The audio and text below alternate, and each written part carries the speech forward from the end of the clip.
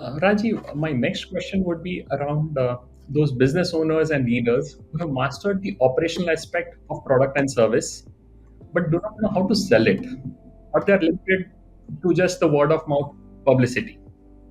I was one such entrepreneur when I joined the PACE program in 2018. Definitely, the one solution for all these people would be the PACE program. But if you had to give them one piece of free advice, what would that be? See, for a business owner who's an operational expert and has not considered what else can they do to kind of scale up their business, the one single advice I would say is prioritize marketing. And it starts with prioritizing marketing in your head. It's not just to say do marketing, it's first make it a priority here. And I'll break this down from what I would say are two types of entrepreneurs who are operationally very good. Okay, so there is one set of entrepreneurs who I would call struggling entrepreneurs because they're in the first 3 5 years of their journey.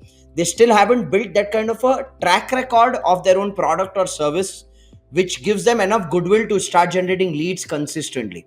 So even though they generate word of mouth, it's very fragmented. There's no consistency over there. So these I'll call as struggling entrepreneurs because they're struggling because they're playing the game of month-to-month survival. They're always worried saying, where will I get the next month's money from? Who is my next project going to be with? So they're always stuck in that battle. True. And they may have a good quality product or service. They have great operational expertise. Then you have another category of people who've been around in any business for 5, 10, 15, 20 years. And because they've been around for 10, 20 years, they have enough of a track record, enough of a goodwill in the market, because of which they're getting enough business from their existing customers or are generating consistent word of mouth referrals, because of which they're not prioritizing marketing. True. Now, the reason I would say prioritize marketing to both these types of entrepreneurs are different. The first set, which is the struggling survival entrepreneurs, would be you need to do marketing so that you're grabbing your target customers' attention, you're showcasing your capability, you're establishing credibility in their minds, and you are creating curiosity for your product or service so you generate leads consistently. So for the struggling entrepreneurs, marketing becomes a necessity for consistent lead generation, therefore consistent income generation. But for the stable, successful entrepreneurs who've been around for 10, 20 years, they may argue saying, when I'm getting enough business from my existing clients, why should I bother marketing? The reason you should prioritize marketing at that stage is for two things. Number one, when you're only depending on your existing clients, you have a very low bargaining power.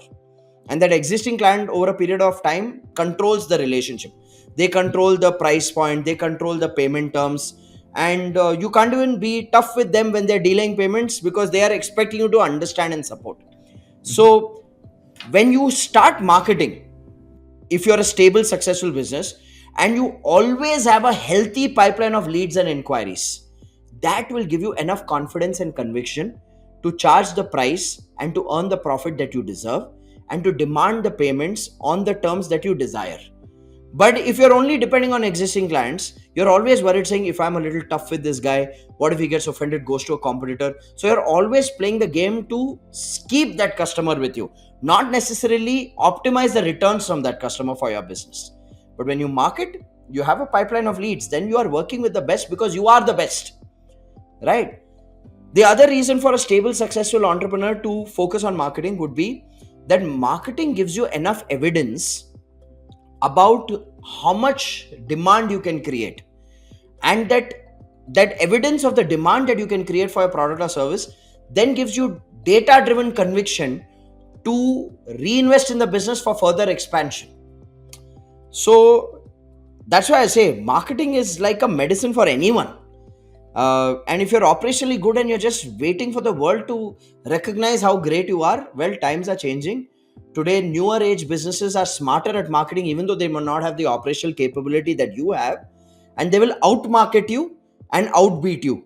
And then you'll feel this sense of regret and remorse saying, कलयुग आ गया है, हम जैसे अच्छे लोगों को धंधा नहीं मिल रहा है, बट जिसको कुछ नहीं आता वो लोग धंधा लेके जा रहे हैं. The person to blame is the person who's not marketing. So I feel marketing is that one key advice for any operational expert. If you're good at what you do, it's your responsibility to market yourself.